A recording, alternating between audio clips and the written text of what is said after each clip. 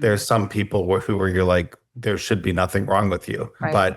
and their heart seems structurally appropriate. Everything's good. They have a diet that and lifestyle you're a little bit envious of, but atrial fibrillation has overtaken them. And sometimes those people are the ones who are most symptomatic, and probably because it is that abnormal heart rhythm affecting somebody who's otherwise healthy, and it, really kind of drives them crazy. When it comes to heart health, I think most people that listen to this show can agree that standard cardiology has it completely wrong.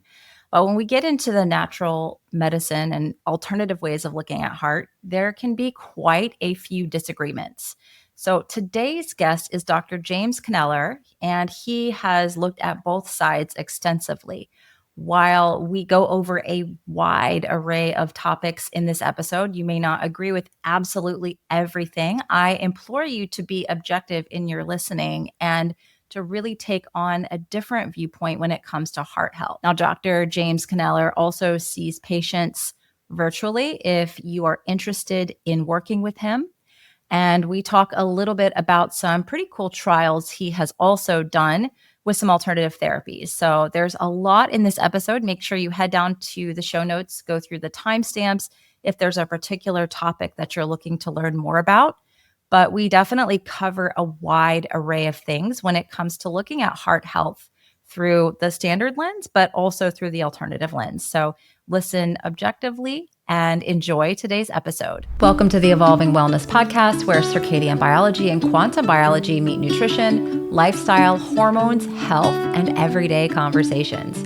I'm your host, Sarah, board certified in applied quantum biology by the American Naturopathic Medical Board and certified in nutrition by the National Academy of Sports Medicine. This is just a quick little reminder that you'll never hear a guest on this podcast whose every stance I agree with. And that's the point. These are conversations and not consultations.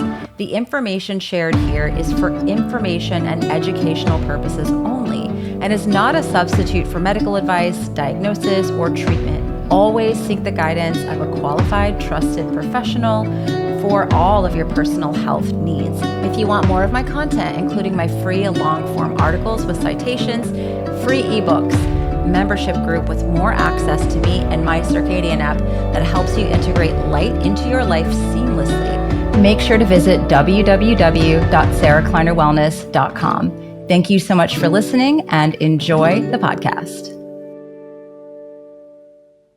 Hello, everyone. Welcome back to the podcast. Today, I have Dr. James Kneller on the show, and he is quite an accomplished cardiologist. You have been doing this for a long time. I've been kind of perusing your YouTube channel, and you do all the standard kind of heart work, but you also have a different way of looking at the heart and treating the heart. So I want to go into that, but welcome to the show. Thank you, Sarah. It's awesome to be here. Great to connect with you. I'm really excited. I love how you put so much out there, and it seems like on your channel and everything, you really have a heart to help others. So I love that. Yeah. I mean, modern medicine is wonderful and very powerful. And we spent years of our lives, decades of our lives training to get into the positions that we're in. And it is a powerful tool. But then when you're in that role as a cardiologist, you start to see the gaps and where modern medicine doesn't have answers, and, where there's a breakdown, and probably doesn't address issues of lifestyle and holistic living and natural therapies the way I wish it would. So then if you want to offer that to your patients, you're going to have to learn it on your own. So I have spent a lot of time exploring that, having an engineering background, and it's like, whatever solution solves this problem, that's the solution I'm interested in, and if all this conventional medicine isn't solving every problem, then I want to know what else I can do, so that then becomes the motivator. And what a rabbit hole that's been. So yeah, I am a full-time electrophysiologist in conventional practice. I'm very busy. But then I also do concierge medicine on the side for motivated individuals who really want to do natural therapies and take a natural approach to heart health and to see how much they can accomplish that way. And the two start to become seamless for me, going back and forth. I And love more and more that. people seek me in my conventional practice because I have that disposition, and we can talk about those things even in the standard office setting. Yeah. I think one big question that people might have that are listening is, what is an electrophysiologist? What does that mean? And how does that work in what you do? Yeah. So electrophysiology is a subspecialty of cardiology where we're focused on the heart rhythms. Mm, So as a medical student, and even now, I organize the heart as having, four functions and four areas that can be problematic. The heart is, first of all, a muscle to contract. So you can have problems of the muscle or cardiomyopathies. The heart is fed by its own arterial system, the coronary arteries. So you can have problems of the coronary arteries. The heart is a pump with a system of one-way valves to move blood forward. So you can have problems of the heart valves. And then this whole system is coordinated by an electrical system, and then you can have disorders of the electrical system. So of those, we kind of do it all, but of those four things, I really specialize in the heart rhythms. mm. And so, of course, a large chunk of our practice is atrial fibrillation. This was a condition I'd never even heard of as a kid. Now it's the number one, sustained arrhythmia in clinical practice, and the burden for arrhythmia services is just phenomenal. The patient load and demand for ablations, for medical therapies, for Watchman devices to prevent strokes it's just the clinical demand is just overwhelming, and we have a hard time even meeting the need. So a lot of my practice gets consumed by that. But then we also do the pacemakers, the implantable defibrillators, and device technology to control heart rhythms when natural therapies or lifestyle changes aren't gonna work anymore, and you need something else. And it's very satisfying because our patients say thank you over and over again because we really do change their experience and quality of life. You could Yeah. kind of contrast neurology where they can diagnose to the nth degree, but then really have very little to offer their patient in terms Yeah. of therapies to make them better. So I would say that's kind of a thankless profession, Yeah. unlike ours, where we have interventions and manipulations that really can change people's lives dramatically. And that's what makes it exciting to get up and go to work and be in the cath lab and the EP lab doing our procedures and our cases. Okay. Yeah. Yeah. What do you think is causing this huge increase in AFib and people that are having these issues that are kind of flooding your clinic at this point? You know what? It's hard to say because I think it must have been underdiagnosed in my grandparents' generation. Mm. Although my senses it was just so much less. But now in our parents' generation, which is the baby boomers, it's everywhere, and so many of them have it. I think part of it's awareness, but then I really scratched my head as to why so many people are having this. Yeah. Seemingly healthy folks, athletic folks, and certainly the people who have kind of let themselves go. Yeah. I think our standard American diet is a large part of it. I think we're exposed to many sources of inflammation, and I want to almost blame the Wi-Fi and all the electrical inputs that Well, I was pass going to through our say that bodies and are because you're an probably you're an confusing our electrophysiologist. electrical systems. Yeah. Yeah. I think there's something to that.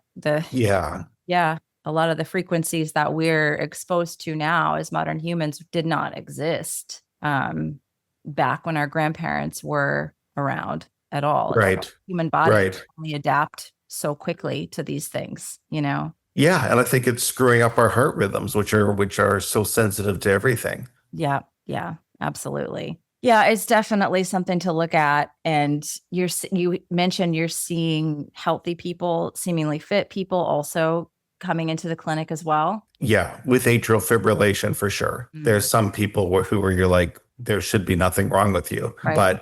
and their heart seems structurally appropriate. Everything's good. They have a diet and lifestyle that you're a little bit envious of, but atrial fibrillation has overtaken them. And sometimes those people are the ones who are most symptomatic, and probably because it is that abnormal heart rhythm affecting somebody who's otherwise healthy, and it, really kind of drives them crazy. Yeah. So But the majority of people do have some structural heart disease. Of course, high blood pressure, hypertension is the number one risk factor for atrial fibrillation. And we have a huge hypertensive population. And interestingly, the American Heart Association in June just published data that said since 1970, deaths due to hypertensive heart disease in America are up 450%. So the past 50 years, deaths due to high blood pressure that they are attributing to high blood pressure. I mean, deaths, people dying, Yeah. up 450%. Wow. And so even in my clinical practice,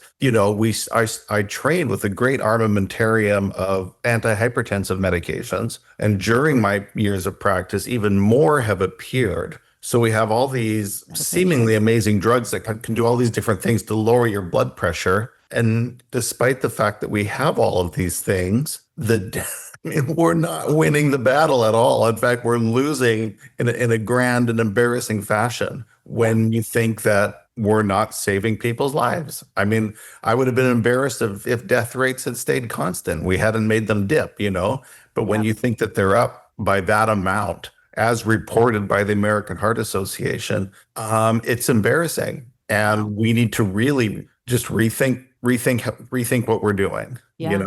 Has there been an acceleration in the last 5-6 years, or is it just a steady acceleration over the last number of years? The graph kind of shows this ongoing spread, but I do think it's it kind of is asymptotic and has an accelerating component to it for sure. Yeah. So most of it I would say is in the last 20, 30 years, the way they present the data. Yeah. You might have noticed a lot of viral posts about methylene blue lately on the internet, and there's a lot of fear that you could potentially turn your brain blue and cause toxicity issues. But what those articles aren't telling you is that those doses were 100 times higher or more than the standard dose. Now, I have actually been using methylene blue personally and have several clients that also use it. And when I choose my methylene blue, I choose Transcriptions because it is a physician-led company. They actually had 4 physicians that have used their real-world clinical experience to develop extremely effective health optimization solutions. It's pharmaceutical-grade quality because Transcription sources high-quality ingredients globally, subjecting each to rigorous testing to ensure unparalleled purity and potency. It's easy to dose. These buccal troches are actually scored, so you can divide them down into a tiny little dose to try it out. I use it for mitochondrial optimization when I've had a night of poor sleep or if I am flying. If you want to try out the brand that I use and trust, go to troscriptions.com/Sarah K for 10% off of your first order. That's troscriptions.com/Sarah K for 10% off of your first order. Yeah, it's, people want to have this magic bullet of it's definitely this or it's definitely that.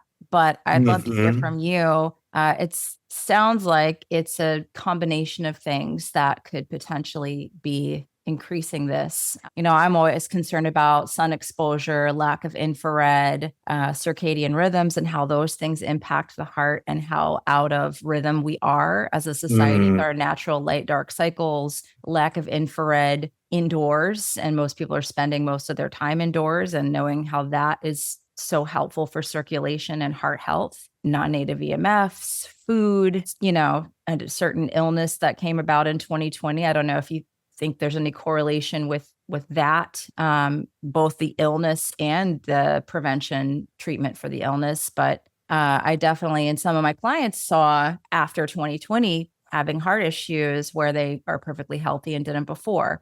So it's just, I'd love to hear your opinion on those things. Right. Well, just to your last point, COVID was a cash cow for cardiology because in a bad way, and that so many more patients are presenting because of COVID. Yeah. And there's so much long COVID in our clinic. It's not even funny.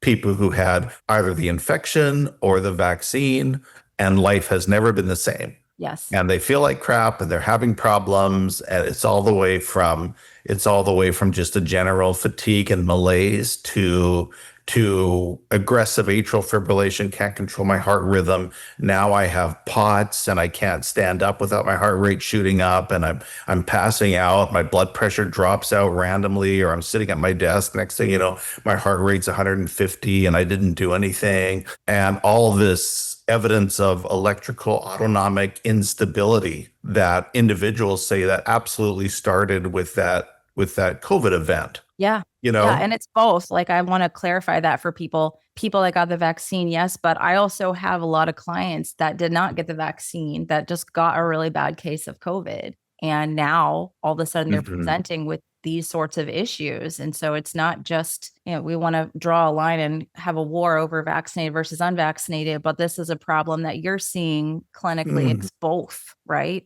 Yeah, it affects both. And here in Arizona, we also have a surprising chunk of people who did not get the vaccine. Yeah. I would almost say the majority of Arizonans in my clinic did not get the vaccine, but the infection's doing it as well. Mhm. And I'm getting, even now, people in my clinic who people are getting reinfected, and they just got COVID this spring, some of them for the first time. So Mm. that thing's, or they're attributing it to it. They tell me they tested positive. I don't always have the results. I just kind of like, okay, that's your story. Let's move on. But Yeah. it seems like that animal, or that beast, is still out there, Yeah. and affecting people. Yeah.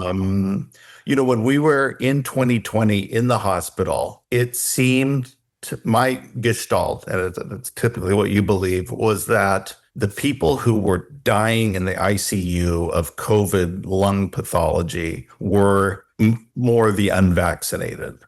So there were the desperate cases, they're prone, they're intubated. I mean, it's just really an undignified thing to be on your gut with this breathing tube, and everyone's just trying to support you to see if you turn the corner, with as much supportive care as you can. And it did seem to me that the most desperate cases were unvaccinated folks at that time. What That's other comorbidities did they have? Were they obese, type 2 diabetes? Was it across the board, or what? I would say kind of across the board, Yeah, comorbidities make it worse, but Yeah. people who shouldn't have been too unhealthy, Mm. had that problem. So that was the sense kind of during the pandemic. Mm. But at the same time, all the other people that got vaccinated but never really got sick or were healthier, and maybe who knows if he needed it or not. But were coming to us with the rhythm issues. It started very quickly. Some people within a day of the vaccine, you'd have someone come in, they're like, I got the shot, my heart rate went to 150, it stayed there for 3 months, and now I'm seeing you. And Yeah. it still hasn't come down, or it just recently came down. But stuff that timed with the shot within hours sometimes, and then sometimes a bit of a longer delay. Yeah. But then the sickest people in the hospital seem to be the ones who hadn't got the vaccine, during 2020. Yeah. So what a challenging position to be in, Yeah. It's interesting. I try to not, I try to just stay objective to everything. I always like to hear all sides of things, but yeah, that's really interesting to hear that, we kind of all stay in our bubbles and in our echo chambers around these topics. And Yeah.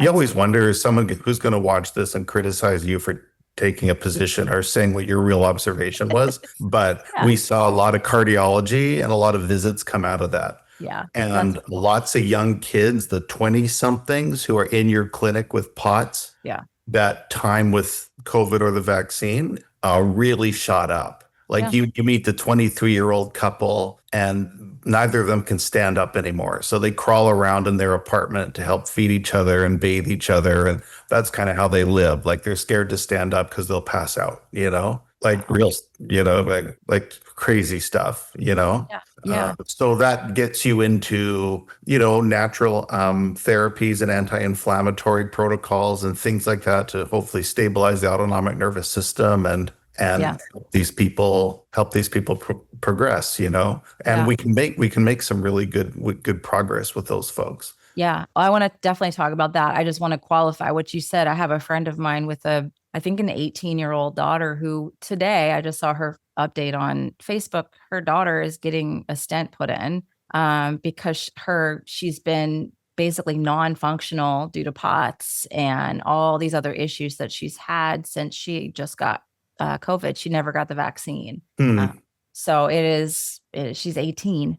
I'm like, really? This is crazy. And I know they've Yeah. tried a lot of things on her for her over the last few years, and they've kind of just come to this conclusion that it's long COVID, and this is what they've decided is the best treatment for her. So, yeah, I think you're, Amazing, right? Just yeah. stories that are just shocking. Yeah. And we like to brush them under the rug if they don't fit our narrative. And that's what I always like to, just encourage people that listen to the podcast or that are in my community or just maybe listen to the show and you've never even experienced anything I put out there, but just always stay objective and don't get so sucked into a particular narrative that you can't hear differing stories, that you can't, it's important that we just keep our eyes open, Yeah.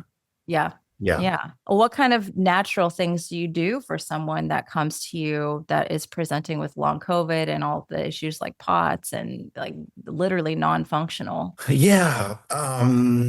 So especially new infections, but even long infections, like something within the past year, I will quickly prescribe colchicine, it's in our medical armamentarium, but it actually is a natural substance that we use to treat pericarditis in general. Okay. And I will usually start with that zero point 0.6 milligrams twice daily just to smack down inflammation. And I have for regular garden variety pericarditis, we would treat for 3 months and it's usually resolved by then. I have some folks who have renewed their colchicine prescriptions for beyond a year and never plan to stop it or not in the foreseeable future. And what's interesting is that data from even Harvard has come out saying long-term colchicine therapy is beneficial to slow the progression of coronary artery disease because it is effectively, turning down the inflammatory response within the heart, including the arteries, and limiting the progression of atherosclerosis. So I actually feel pretty good doing that. And I'm almost wondering if colchicine should almost be in the drinking water for some of our cardiology patients with coronary disease. So I do feel good about doing that. And then I've reached for some of these other protocols that have been proposed, and I'll offer them to people. I'll say that there's the bromelain, curcumin, Mm-hmm. nattokinase protocol that you can try, and I'll recommend that to folks. And then I stumbled across the foreign protein cleanse droppers. It's like 5 natural ingredients. It's endorsed by Dr. Artis, Okay. who's a polarizing figure in the area. And I've tried that for myself and really, really liked it. And then I've recommended that to patients. And I had people come back to me wide-eyed going, wow, that made a difference. Like a lady stage 3B kidney disease, and her kidney disease completely normalized after taking the foreign protein cleanse droppers that are endorsed by Dr. Artis. I've never even heard of that at all. Yeah, I should grab my bottle. It's right over there, but it's a little dark bottle with a green label and gold writing. Foreign protein cleanse. What's in it exactly? And what does it do? All natural stuff. I'd have to look because I forgot right now, but I've looked at it and just simple things. But he said these are a combination of natural products that should dissolve foreign proteins that are in your body after Okay. an infection. Interesting. So your body fights an infection, and then there's all this foreign protein debris everywhere in your body because there's all these dead viruses or bacteria or whatever, and those proteins can continue to cause toxicity for you. So he says this is something that should dissolve and break down these random viral or I think even bacterial proteins that can linger after an infection. Okay. That's interesting. That's sort of the rationale, having heard a podcast from Dr. Artis kind of explaining it. Okay. And that being a while ago. So I will make people aware of these types of things and kind of say good luck. and Yeah. beyond be not good luck, but let me know what happens. Yeah. But that's kind of the best I have, you know. Yeah. Yeah. And then, for pots and stuff, we do compression stockings. There's a whole, drink 4 liters of water a day and measure out 2 teaspoons of table salt for your electrolytes, two, Hmm. 3 teaspoons. And you have to get through all that salt during the course of your day to kind of save, and then drink the 4 liters to say really vascularly replete. Mm. And, that can help for individuals. You try to get folks to train through it, try to lift some weights, do some strength training to build the muscle around your blood vessels to support your blood vessels. That'll hopefully improve autonomic tone. So I've tried, I'll recommend those sorts of things, and people have different degrees of success with it. Mm. Yeah, but it's tough. And just, so you can help people, but can you Yeah. completely restore people? That's another trick. Yeah. And I have to think right now that we're not doing a very good job in that department of completely restoring people. Yeah. Moving the dial, yes.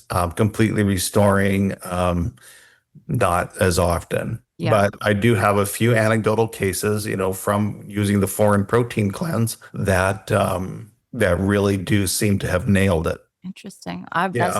I'm gonna have to go down that rabbit So hole. there you go. So there's a now everyone will go look it up, but go for it. I mean, the ingredients are harmless, so why not? Yeah, I'll be honest. This last year, I've definitely noticed some signs of aging as I am 46 in June, and I'm always looking for natural, holistic ways to support my body. I've been a big fan of red light therapy for many years now, and recently started using the Bond Charge face mask to help my body produce its own collagen.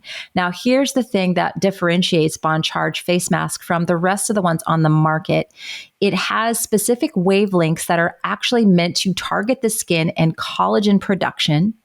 It has been shown to reduce fine lines and wrinkles, and it is low EMF. So it's very safe to use. When you're actually going to have a device on your head, you want to make sure it is the lowest EMF possible. I have tested this with my own EMF meter and believe it is safe and recommend it to clients. So if you're interested in checking out the Bond Charge face mask, I have a special discount for podcast listeners. You can go to bondcharge.com and use the code Sarah Kleiner, all one word, for 15% off site-wide. I really love the Bond Charge red light face mask. And if you're looking for more natural ways to support your body in this age and stage of life, I recommend checking it out. Go to bondcharge.com and use the code Sarah Kleiner, all one word, to save 15%. I mean, I'm always looking for more tools for people, because like you said, we can only do so much with conventional medicine. I think a lot of conventional medicine is suppressive or, just kind of stops things, which kind of leads me to wanting to ask you about statins, because those are hugely popular now. And I've had clients to take statins and have really bad side effects and just decide, you know what, I'm just going to try to roll the dice and do all the natural stuff and stay off of these things. And then people who say they feel better with them. So I'd love to hear from someone who is more of a doctor who has experience around this and what you think about statins. Yeah, the statin issue. And, in cardiology, you're like, you get exposed to different things. And then, are you going to be an interventionalist or are you going to stay general? I think those of us who go to electrophysiology, it's partly for a disdain for vascular biology and the problem of coronary atherosclerosis and this whole business of statins. It's the most unsatisfying area of cardiology, I believe. And these are the drugs in cardiology that are the most problematic, in that they do dramatically lower cholesterol. Seems to be a good thing in the for the cardiology community, and that could help your plaques or whatever, but people suffer a lot of side effects. I think the data that 20% of people have significant side effects is about right. And what was I going to say? Yeah, 20% with significant side effects. So pretty unsatisfying. And then when you look at the list of long-term complications that can occur from being on statins, so even if you weren't having side effects, there's these studies saying that you have there's increased rates of different types of cancer and bone and joint problems and brain problems and eye problems, and the list goes on and on. It's just like, you're like, this is a medicine that I would like to avoid at all costs, Yeah. And then Yeah. there's also data saying that 50% of patients prescribed a statin will discontinue the therapy on their own within a year. Wow. So adherence rates per the published data are pretty low. Yeah. You know, That's what I just was, people that I know that have started taking them because they were told by the cardiologist they had to. Like I said, they say, let's roll the dice and I can't do this. My vision's going, I'm losing hair. I know there was a new study that just came out recently that showed it cut your natural GLP-1 in half.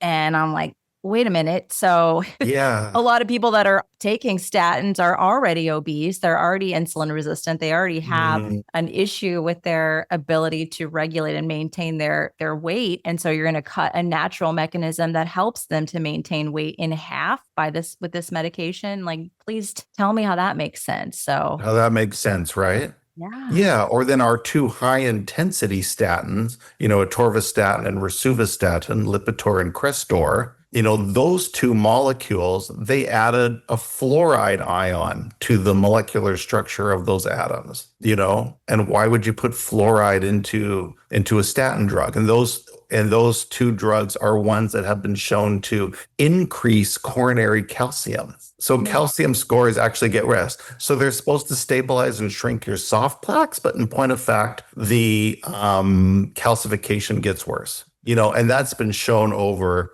like a 3 to 5 year study. But what about the people who have been on this for 20 to 30 years? And what might be doing to coronary calcium? And I think it's the high affinity of fluoride for calcium. So if you have some calcium in your arteries, then you take these molecules with fluoride, they'll want to attach to those calcifications in the heart, and then the fluoride will potentiate additional calcification. So I think somehow they must have done that to give those drugs a stronger predilection for the coronary arteries in the first place. And that becomes the strange consequence where you're like, this can't be good, But anyone with demonstrated atherosclerosis, kind of anyone in their body, anyone's had a stroke, and whether we've proved it's due to atherosclerosis or not, is recommended to be on a high intensity statin, which is one of those two drugs at maximum dose,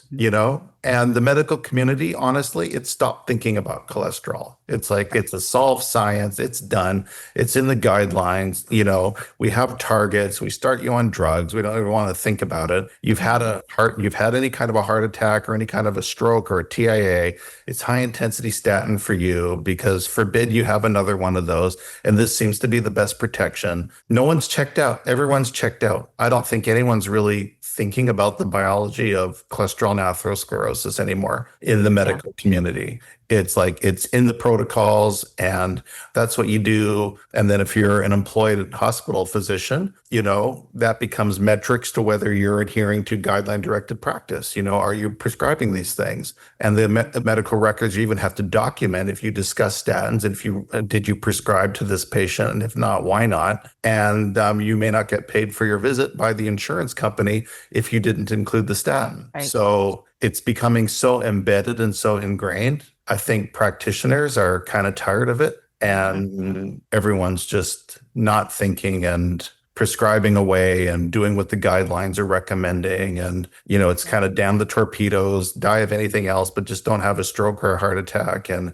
at least whatever happened to you is not my problem. Right. And so I think the culture is dismissive. We just kind of know to layer it on and hope for the best. Yeah. It sounds like it is very dissatisfying. Companies are kind of, and pharmaceutical companies are controlling a lot of this as well. You won't get paid if you don't recommend this. It doesn't. When you realize how we've been cornered. Yeah, it's terrible. Yeah. And how they carefully get that in so deeply ingrained in the culture, it'll never get out. Yeah. It does seem very mastermind. Yeah.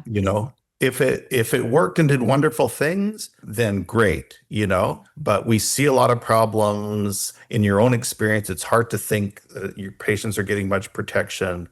We don't even look for plaque regression, like what's getting the plaque out of the arteries. Right. And Well, they the tell you high. it's not even possible. That's what, I had a guest on who's a friend of mine who had Mhm. a heart attack and his CAC score was 0 and then got a stent put in. And then after the stent was put in, he developed plaque in his leg. And they said, oh, you got to go, he couldn't exercise on that leg any longer. And they basically said, you need to go you're going to have an issue with plaque in this leg forever. You need to give me these medications. It was like 7 or 8 different medications. And he actually cleared that plaque on his own Oh, really? using sauna, infrared, grounding, proper hydration. He actually did serapeptase. He didn't do nanokinase, but he did that for a year and went back and they did an ultrasound. It was completely clear. Nice. And they were like, they didn't ask him how you did. They just, oh, okay. He just completely like, they don't care, because it didn't, I was like, that still baffles me that he was able to completely clear plaque in his leg. And I've had clients that have, high CAC scores and plaque, and the doctor straight up says you cannot reverse this. You cannot get rid of this plaque. You're just going to have to live with it. The best thing we can do is prevent it from growing more. But from more of, somebody who can see both sides. I'd love to hear your take on all of that. Well, I mean, I think the appropriate things to say is that conventional medicine has nothing for you to reliably remove that plaque from your body. And you could say there's anecdotal natural remedies and anecdotal experiences of people who do seem to do it. I don't know what those things are necessarily, but you're welcome to figure them out. And as motivated as you are to invest in that, you're welcome to give it a try. I think that would be a more appropriate answer. But it is true. Conventional medicine doesn't have a good plaque removal protocol at all. I mean, the best studies show the high intensity statins can shrink plaques by up to 6%. That data has been published. None of those studies have included mortality analysis. Like, are you actually making people live longer? And I think that's intentional because the early statin trials never showed mortality benefit. Right. So nobody's living longer because they're taking these drugs. Right. And the protection you get from a repeat heart attack or stroke is maybe 1% of protection of absolute risk reduction when you look at the data.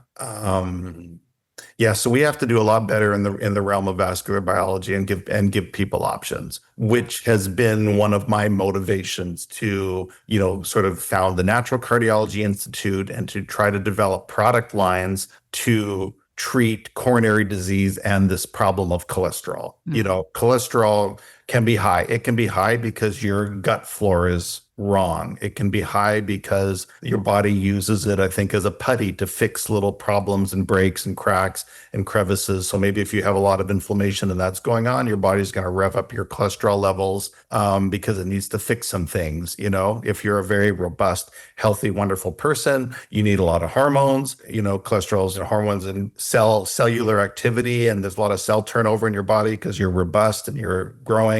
Your cholesterol levels might be elevated. We can never distinguish between these things, but we know that when cholesterol gets oxidized or when you get small, dense LDL cholesterol particles, those are the ones that are probably more pathologic and they're going to damage endothelium and initiate plaques. And then you get a cycle of recurrent injury. So the cholesterol continues to accumulate. If it's just going over there to kind of pave things over, but the re-injure process is continuing, then the thing's going to accumulate.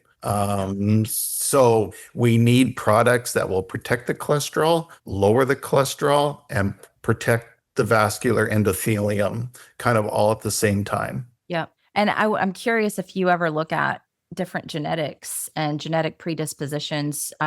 We've worked with geneticists or people who are more experts on the topic. I've had a lot of clients kind of go through genetic protocols and look at some people, their arteries and those vascular structures are thinner. They're almost like paper thin, and there's a genetic predisposition for that. So I think in the alternative health world, we get so caught up in like, oh, cholesterol is not the villain, it's not the bad thing. But then you see people that have these specific genetic predisposition SNPs, and their arteries are literally like paper thin. And so again, you got to question even that alternative narrative of like cholesterol is not the bad guy. Well, no, it's not. But if you have these presentations, if your body is this way, then it might be it might be something that is problematic. I don't know if Yeah, or maybe for you it is a problem, right? Because right, yours are so fragile or brittle right, for whatever reason.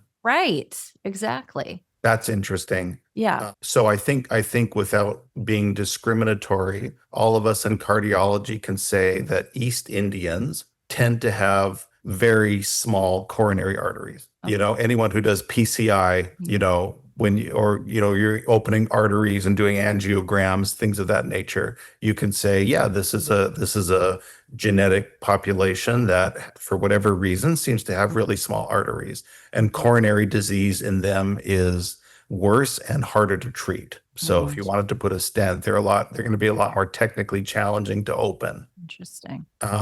So yeah, I think in inter-individual differences can play a role. And right now we're not good at characterizing those things at all. Mhm. And the genetic SNPs or whatever you can measure, that's not in mainstream clinical practice. Genetic predisposition means, oh, patient has a strong family history of coronary disease, meaning Right. it was present in a grandfather and a parent and brother or sister. Someone comes in and says, my uncle or my dad had a massive heart attack at age 50 and I don't want that to happen to me. So I want to get checked out. And you'll say strong family history, and you'll use that as a justification to the insurance company to say, please approve a CT angiogram for him so we can really look at his arteries and get the answer. Yeah. And you should approve this higher level of testing because this person's at particular risk. Mhm. But maybe in some academic centers, they're doing genetic analysis. Yeah. But even there, I'm positive that isn't mainstream practice. No, So, yeah, because we're all in this insurance model, and insurance doesn't want to pay for those kinds of things. And people have it in their head that insurance should cover all their medical issues. doesn't. No, it's like if you have homeowners insurance, well, that insurance should cover any problem in your house. And they think, well, medical insurance should cover any problem in my body. Right. It just doesn't work that way. No, it doesn't. It's very disheartening. And I have a 17-year-old with nonverbal autism, and we've been navigating that whole getting the right care for her for the last, like I said, 17 years, almost 18 now. And the best treatments for her are not approved by insurance. They're not even like looked at as like a standard of care for children with autism. The things that have helped her the most, everyone's talking about the telepathy tapes are super popular now. Actually, I'm really good friends with a few of the people who were in the telepathy tapes, but that her communicating on the letterboard, the ASHA, American Speech and Language Association, says it's not evidence-based. They don't recommend it. It's basically like voodoo. It's been the most helpful thing we've ever done for her to allow her to communicate in that way that's not evidence-based and not covered by insurance. And so it's the same thing everywhere. Why would we expect it to be different in heart health? It's just Right. it's sad though, because people don't have money to come out of pocket. I have friends of mine who have kids like my daughter. They don't have the money to get a therapist that can teach their kids how to use the boards. And you pay someone $100 an hour to get your kid to do this and train them for a certain amount of time. People don't have the money to do that. Just like Yeah. natural heart care, you have to have money to do that. So it's a little bit daunting for people, I think. Yep. Yeah. You hit it on the head. That's certainly it's just the reality. Yeah. And yeah, it's sad. You do have to go above and beyond. Yeah. And your best efforts to stay healthy may not work. Right. And you having a child who's autistic, what could you have done to prevent that? Almost nothing, discernibly. So it's an unfortunate circumstance. I love Secretary Kennedy. I have huge hope for the Maha movement that he can move the dial on some of these issues. Yeah. But you're also just scared for the guy that he's Yeah. going to just run into a bunch of brick walls and kind of get boxed in. Yeah, definitely. Yeah, that's a whole other it's been rough out there the last couple of weeks to be online, and kind of hear and see all the things I've been seeing. I'm just like, oh, I stay quiet on a lot of stuff because like I said, people have their ideas about things and I have my lived experience, and I kind of just I guard my heart in a lot of ways because you aren't going to change people's minds. Even if you do speak your lived experience, people will have their opinions, and it's like, yeah, that's your opinion. And So I think Yeah. I had hopes initially, and it's just I feel like it's just become this big fighting mess online. Honestly, it just I feel like unplugging and deleting everything some days because it's so divisive, and I don't know that we're going to get to solutions other than just trying to take care of ourselves, do the best we can each day. You know? Yeah. Yeah. Yeah.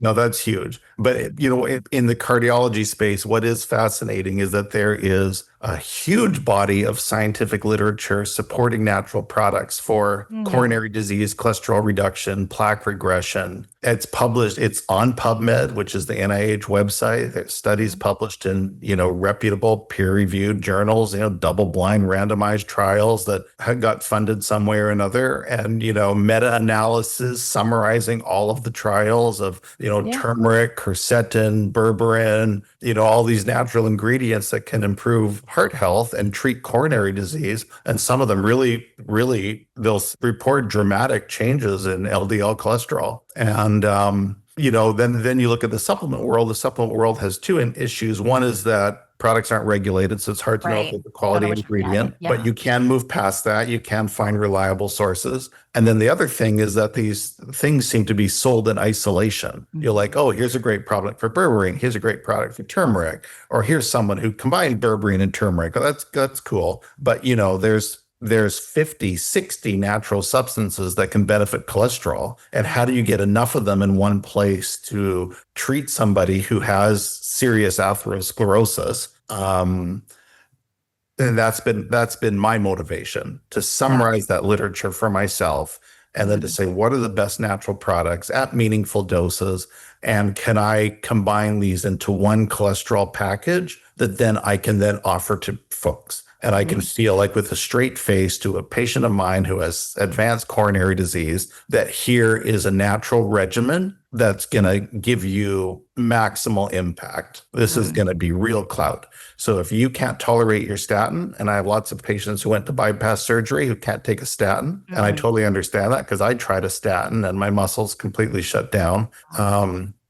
I tried high dose rosuvastatin just to see how my cholesterol would change. I couldn't stand the hand cramps. I could hardly climb the stairs. It was yeah, quickly debilitating. So I get that. So if you can't do the medical model and you want to go natural, here's a program where you can hit it really hard and hopefully, do natural to commensurate to your level of disease and your need. So that's Mhm. kind of been my motivation, is to get all of those things together into one package. And it is literally in the mail coming to us for our first.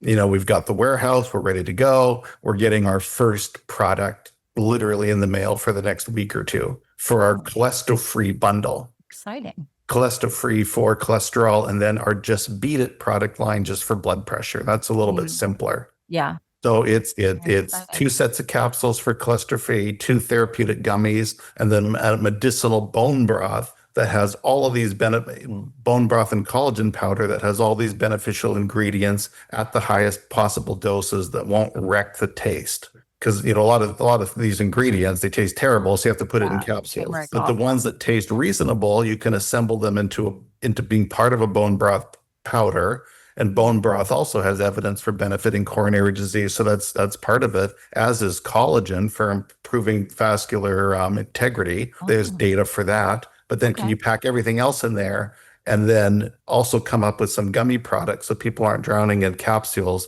and then resorting to capsules for those ingredients that really can only be taken that way? I love that. And then to let people, you can start with a gummy and a capsule. You can go to two gummies, two capsules. You can do the whole program. And I would even say for people who are really advanced, you can double the whole program. And let's see if you have meaningful changes in your level of disease. Amazing. Yeah, that's been fun. And a lot of it born of, I'm so sick of statins. I'm not that interested because I'm an electrical doctor. I've Right. got all these people who are on them complaining about them. I'm treating people also who have coronary vascular disease, and I know what the guidelines are telling me to do, and I'm trying to do that, but people are pushing back, and then they're not taking their drugs anyway. And what else can I offer those folks? Yeah. Yeah. And they have to do the lifestyle, and they have to do the diet, and they have to address those other things as well, I'm assuming, but these can be helpful if, the doctor's saying you got to do a statin. This is an alternative to consider, especially if they can't tolerate the statin, right? Yes, yes. I mean, we're hoping for people who are doing lifestyle work on the side. Yeah. And a lot of people are, to the degree that they're able, Yeah. Yeah. Education wise and just resource wise and a little bit motivation. Yeah. So we're, yeah, that needs to be part of it. Definitely. And we hope patients do the best that they can. Some are just amazing and they're like model people for you, and you're jealous of the regimens they manage to maintain. Yeah. And other people just, they're just not going to get ready. there. They're not ready. They're not ready. Yeah. They'll have to be ready. That's when someone comes to me and they are ready to make these changes and they are wanting to be consistent. They're going to have a lot more success than somebody who's just kind of like, I don't allow people to pay for relatives to come see me as a client. I'm like, sorry, no, you can't. I can't accept your money. I can't take on a client that isn't there for themselves. It just doesn't. Yeah. Don't gift my program to someone unless they want it. They need to want it and be invested in it. Yeah. You can't just give it to someone because a lot of times they won't do it. So you got to be ready for it. Yeah, that's a huge point, right? Yeah. So yeah, people need to be motivated. They do. There's a lot who are and there's a lot who aren't. Right. It's true. Probably you in Georgia and certainly me in rural Arizona, do some practices in Kingman, Arizona. The amount of people still smoking and who smoke for 40 years is incredible. Not since Montreal have so many exam rooms reeked of cigarette smoke. Yeah, because it's in their clothes. You walk in the room and you're like, oh, okay. Wow. Yeah, all you got to do is go to Walmart around here. I think that's like everywhere now. And you just you think you're in a health bubble and because you talk about this stuff and you do this stuff and you live a certain way, but then you go out in the general public and you see how differently that most people still live and the way that most people still eat. We've been house hunting a little bit. And, of course, when I go in the houses, I'm always like looking in the pantries to just see the space of the pantry. But the things I see in these pantries of people that I've been house hunting, I'm like, holy crap, people eat this? Yeah, wall-to-wall processed foods, ultra-processed foods. This is not food, people. What are you eating? Yeah. But it's normal. It's the culture. It's what people do. And, until they see that that's a problem and they're ready to change, there's not much you can do about it. So yeah, we're here when you're ready. That's how it is. Yeah, absolutely. Yeah. Well, I know you have to wrap and get into your clinic pretty soon here. Do you have a quick second to chat about the carnosine patches? Because that's how I originally found you and started kind of like looking at your stuff, was that you've done some interesting clinical trials. Is that correct? Yeah, I've done some short patient series and did have, published abstracts for the American Heart Association, presented my abstract for the American Heart Association. But the one that speaking about LifeWave patches, and I guess your audience knows about them, but it's a technology I was in. Yeah. Sorry. I said I've mentioned them a few times, but it's not like a major push of mine. But yeah. So it was a technology I stumbled across at a health fair in Vancouver, Canada, was introduced to it and, immediately loved the idea of it and signed up, bought a bunch. And so in Arizona, I do a very standard hike, up and down Pistawa Peak, so you really get used to your level of fitness and how hard it is to climb this thing. And you're like, oh, today's a good day, a bad day. Then I put on the carnosine patches, just one patch, and felt quite quickly that I was zipping up this mountain. Like I was kind of on an escalator. I'm like, I've never walked up this thing as quickly as this, so that must be this carnosine patch, so you start to read about carnosine and this being this, muscle protein, little dipeptide that's everywhere in your body, and it's helping mitochondrial function and all this stuff. And this patch seems to be revving up carnosine function.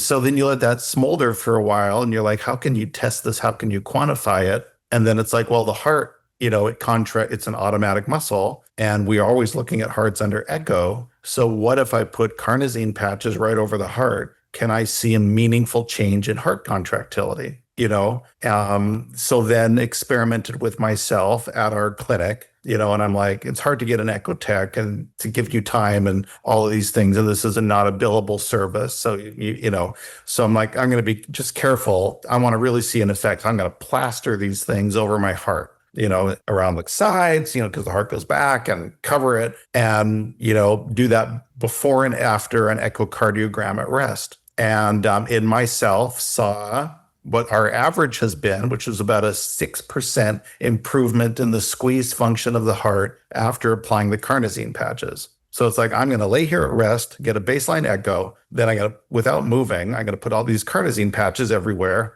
wait 20 minutes, and have the echo tech rescan me, to see if they can see an objective change in heart function. So, and lo and behold, the heart did perk up. It was more vigorous, and ejection fraction improved, and some of the flow velocities through the heart improved. And we can measure tissue Dopplers, how quickly the muscle comes together. And that had improvement in the presence of the carnosine. And it's like, wow, these things are really animating the muscle, and they're doing it in real time in a way that I can quantify and measure. Amazing. And so then with that result, we did a series of 30 volunteers, and otherwise healthy volunteers, but older. I mean, people 50 to 80 kind of thing. I think one person was in their 40s, because those are the people who have time to volunteer, and, got averages and statistical significance. And that was the data that we presented, which was a really interesting result. And, I'd like to expand that study and take it to the level of a major publication. Yeah, that would be fascinating. Yeah, so I'll have to jump through a few more hoops technically to get there, but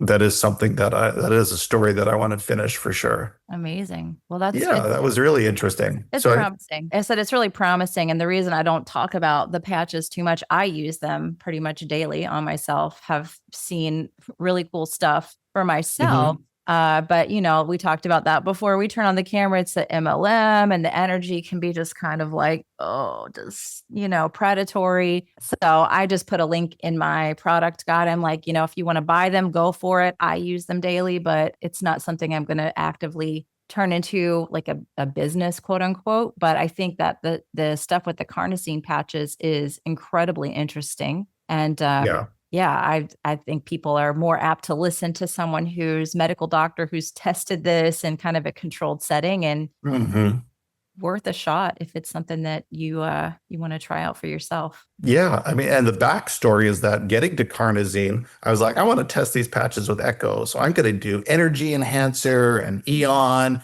X39. I'm going to put them all on and do my echo before and after. And then what we saw was that the pump function of the heart dropped by like 5%. And I was like, this is going the wrong way. But that was surprising. But then thinking about it, if you're perfectly at rest and then all your blood vessels relax, the heart's going to go, oh, I don't have to work as hard to maintain this. So I'm just going to back off. Okay. And I think that was what the effect was, is that you can, so in terms of cardiovascular benefit, I think you can also relax your blood vessels with some patches, stimulate with carnosine, and probably get the best of both worlds, and that would be a study in and of itself. Yeah. But then I'm thinking, I want to see the heart beat more forcefully, that would be the more compelling result. So why don't we just forget everything and plaster carnosine over here and see if that works? And lo and behold, that's what worked. Wow. But the other patches had cardiovascular effects, but for the individual who's at rest, the heart, was less forceful. Interesting. And I think that's the explanation. That's fascinating. Yeah. But in terms of your benefit in your real life to be doing those other ones as well for those reasons,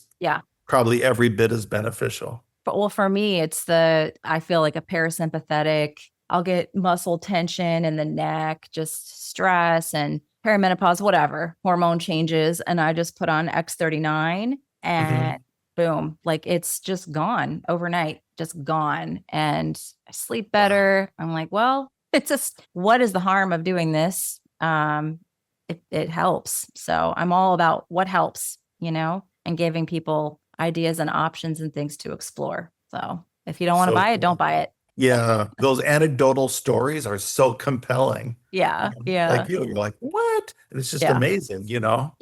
And Everyone's like, just oh, you run need across hormones. those time and again. Yeah, exactly. So Amazing. it's Well, compelling, and I love that company. I admire David Schmidt very much for developing it, and yeah, I know. I've been connected with him. I've been trying to get him on the podcast, and we just haven't made it happen yet. But I definitely think he's doing some very interesting things that people should be interested in. So yeah, his new water machine and all your interest in exclusion zone water. yeah. I Oh can't yeah. wait to see that I know. I've had a lot of people technology. ask me about that. I'm like, well, I got to try it out before I say y'all can buy it. But I'm sure it's going to be something interesting for sure. Yeah. Yeah, Yeah. exciting. Yeah. Well, I know, like I said, I know you have to get into clinic, and I'd love to give people, I know you have a YouTube channel, website. You mentioned these new supplements that are coming out. Are those available for purchase now, or is it something coming down the road, or how can people find you and all the awesome stuff that you're doing? Yeah, so thank you. The way to find me is so on YouTube, I'm James Caneller, MD. That's my channel. And I have that on Instagram and Facebook as well. But Instagram, Facebook is now like my website, which is www.naturalcardiologyinstitute.com.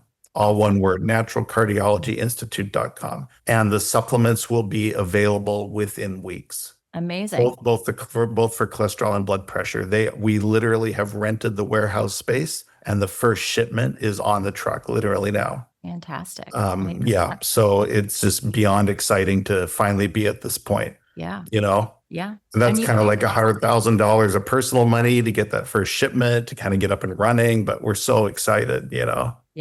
to have it finally be available. Is very exciting. And people, you do consultations as well, because I know a lot of people that listen may want to kind of seek you out privately to, get some better advice, maybe some alternative advice that they've been given by their standard cardiologist, right? Yeah, so I do one-on-one consultations on Zoom, and the website should direct you there. Fantastic. Or shoot me an email, Dr. James, DRJAMES at naturalcardiologyinstitute.com. And I'll send you a link and get started. Amazing. Yeah, there is a link to click on that you can do it. But I think for here, shoot me an email, drjames at naturalcardiologyinstitute.com. And I'd be happy to review everyone's medical records and advise you on what therapy you've been receiving and how you can integrate natural into your program and hopefully do better for yourself. Yeah, and we've been doing that all over the country, and it's super fun because you get people who really are motivated. They're ready to do it. Yeah. Yeah. That's the best kind of client. Yeah, and the stuff we find is just astonishing. Wow. We're good at looking for leaky gut and then toxin burden. Toxin burden is the new frontier. Huge. People are full of mold. They're full of heavy metals. They got all these chemicals in them. Yeah. And we can look for 20 molds, 20 metals, 20 chemicals. It's crazy what people have in their systems. Yeah. And it's clearly causing them cardiac disease. Yeah. There's nothing in modern medicine to go looking for that. Young gal, 48, PVCs, can't control them, drug refractory. Oh, you're full of heavy metal. Did you even know? No. So now we can detox you over time and watch those problems melt away. Interesting. I love Amazing. that. Another resource for people that they have more tools in the tool belt, more empowerment. So I'm all about that for people listening of, hey, here's another option for you, something to look at and investigate. So yeah, who can I refer to you, Sarah? How does? Oh, well, I do lifestyle, circadian rhythm work, hydration, nutrition. So anybody who's looking to work on the basics that I think everybody really needs, send them my way. And you can do telemedicine for people in Arizona? I do consultation, and I have programs in a private group, and I have coaches that work under me. And so we, try to support people in that way. Cool. Yeah. Yeah. So okay, good. Now I have a referral source. So thank you. Amazing. Well, thank you. And this has been great to connect with you. And thanks for being on the show today. Thank you. We'll do it again. Amazing.